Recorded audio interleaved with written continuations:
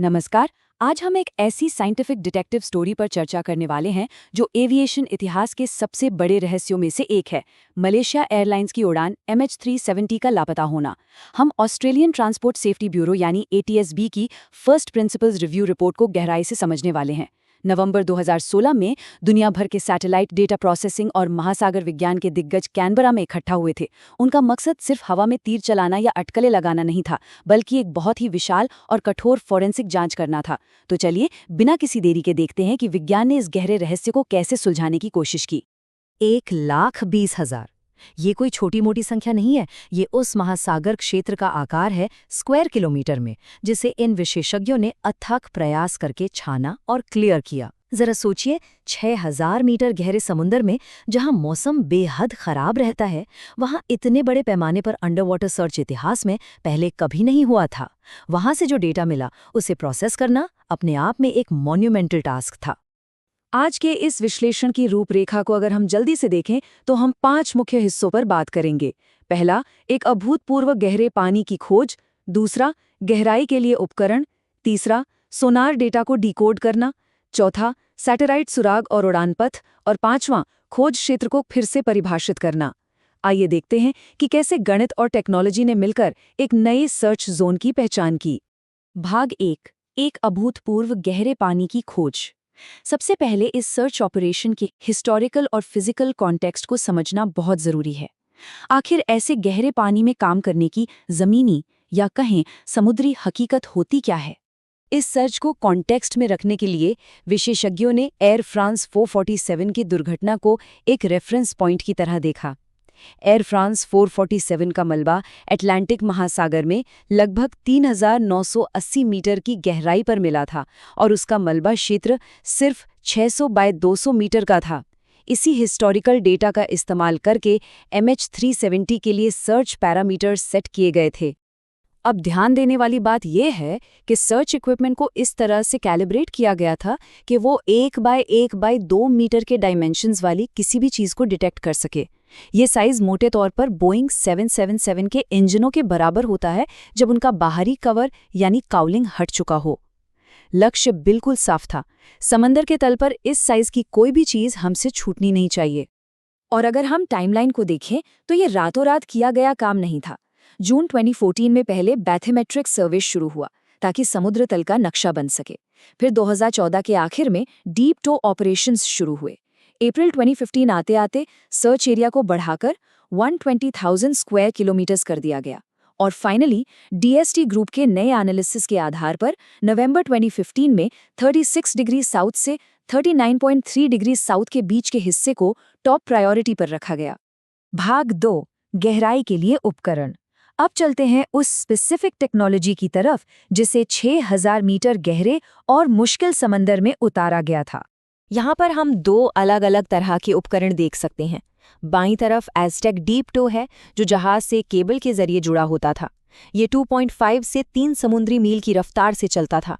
दूसरी तरफ है कोंग्सबर्ग हुगिन AUV, जो एक ऑटोनोमस यानी अपने आप चलने वाला व्हीकल है। इसे खास तौर पर गर्मियों के महीनों में उन इलाकों में भेजा गया जहां समंदर का तल बहुत ऊबड़-खाबड़ था और डीप टो के लिए खतरनाक हो सकता था। इन मशीनों पे लगे सेंसर्स को समझना बहुत इंटरेस्टिंग है। एक तरफ था स्टैंडर्ड साइड स्कैन सोनार और दूसरी तरफ सिंथेटिक अपर्चर सोनार, जिसे प्रोसास भी कहते हैं।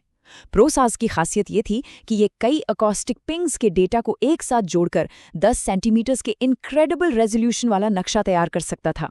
ये बिल्कुल ऐसा है जैसे समंदर के घुप अंधेरे में किसी ने एक बेहद पावरफुल और हाईटेक चश्मा पहन लिया हो। खैर, जब सोनार को कोई संदिग्ध चीज या टारगेट मिलता तो बारी आती थी रेमोरा 3 की। ये एक रिमोटली ऑपरेटेड व्हीकल या ROV था जिसे जहाज से कंट्रोल किया जाता था। इसमें कैमरे और मैनिपुलेटर्स लगे थे। ये 5 से 6 घंटे तक का डाइव लगाता था, सिर्फ उन खास टारगेट्स को विजुअली चेक करने के लिए जो सोनार डेटा में दिलचस्प लग रहे थे। भाग 3, सोनार डेटा को डिकोड करना। मशीनें तो पानी में थीं, लेकिन सबसे बड़ा सवाल ये था कि समंदर के तल के नेचुरल शोर शराबे और चट्टानों के बीच से काम के सिग्नल्स को अलग कैसे किया जाए। असली सर्च शुरू करने से पहले सिस्टम्स की एक्यूरेसी का एक बहुत ही कड़ा टेस्ट हुआ। 650 मीटर गहरे समंदर में जानबूझकर 5 टारगेट्स रखे गए। जिनमें क्रॉस और स्क्वायर शेप के टारगेट्स शामिल थे। हर जहाज और उसके सिस्टम को असली सर्च एरिया में जाने से पहले इन टारगेट्स को ढूंढकर अपनी काबिलियत साबित करनी पड़ती थी। तो क्या लगता है, डेटा एनालाइज करने वाली टीम को कितने संदिग्ध कॉन्टैक्ट्स मिले होंगे? 605। ये 605 लेवल 3 सोनार कॉन्टैक्ट्स थे। ये नंबर हमें बताता है कि सेंसर्स कितने ज्यादा सेंसिटिव थे और टीम को किस लेवल पर डेटा की छानबीन करनी पड़ी। हर एक छोटी विसंगति या एनॉमली को संभावित सुराग माना गया। इन कॉन्टैक्ट्स का ब्रेकडाउन बड़ा दिलचस्प है। 655 लेवल 3 कॉन्टैक्ट्स थे, जिनके विमान से जुड़े होने के चांस बहुत कम थे। फिर थे 39 लेवल 2 कॉन्टैक्ट्स, जो शायद विमान से जुड़े हो सकते थे। लेकिन सारा फोकस उन 2 लेवल 1 कॉन्टैक्ट्स पर था, जो सबसे हाई प्रायोरिटी थे। पर टीम की एक्यूरेसी देखिए, जब आरओवी से इन 2 टॉप टारगेट्स की जांच की गई, तो पता चला कि वो सिर्फ एक पुराना जहाज का मलबा और एक बिखरा हुआ चट्टानी इलाका था। कुल मिलाकर 74 कॉन्टैक्ट्स की बहुत गहराई से जांच की गई और फिर उन्हें रोल आउट कर दिया गया। और इस पूरे कवरेज का रिजल्ट काफी शानदार था। सी फ्लोर का 97% हिस्सा सफलतापूर्वक कवर कर लिया गया था। जो 3% हिस्सा छूटा, वो मेनली बहुत खराब और उबड़-खाबड़ जमीन की वजह से था, जहां सोनार की परछाई पड़ रही थी या सेफ्टी के लिए व्हीकल्स को ऊपर उठाना पड़ा था। लेकिन जो हाई प्रायोरिटी एरिया थे, वहां कवरेज 99.9% तक थी, जिससे ये कॉन्फिडेंस आया कि कम से कम खोजे गए एरिया में विमान नहीं है। भाग 4, सैटेलाइट सुराग और उड़ान पथ। समंदर की गहराई से निकलकर अब आसमान की तरफ देखते हैं। आइए समझते हैं कि डीएसटी ग्रुप ने विमान के आखिरी लोकेशन का अंदाजा लगाने के लिए सैटेलाइट डेटा और फिजिक्स बेस्ड मैथमेटिक्स का यूज कैसे किया। MH370 की जांच में एक शब्द बार बार आता है, 7वां आर्क। ये असल में एक ऐसी इमेजिनरी लाइन या आर्क है जो इन मारसेट सैटेलाइट से इक्वल डिस्टेंस पर मौजूद संभावित विमान लोकेशंस को दिखाती है।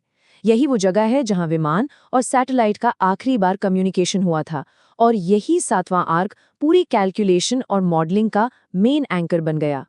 विमान किस दिशा में उड़ रहा था, ये जानने के लिए 5 अलग अलग एयरक्राफ्ट कंट्रोल मोड्स को स्टडी किया गया। शुरुआती एनालिसिस में लग रहा था कि प्लेन शायद CTT या LNAV मोड में था, जो उसे दक्षिणी खोज क्षेत्र की तरफ ले जाता।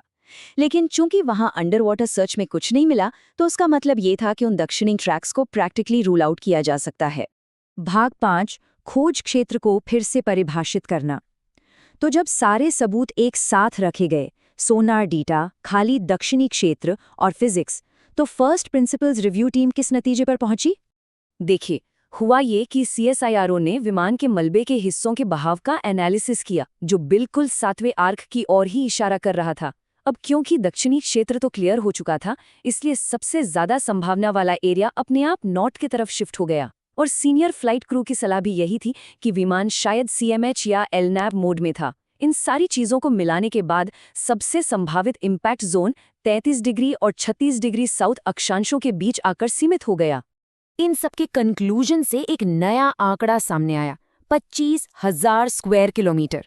जो एरिया पहले सर्च किया जा चुका था, उसे हटाने के बाद ये वो नया 25,000 स्क्वायर किलोमीटर का जोन था, जो अब सबसे हाई प्रोबेबिलिटी वाला एरिया बन गया।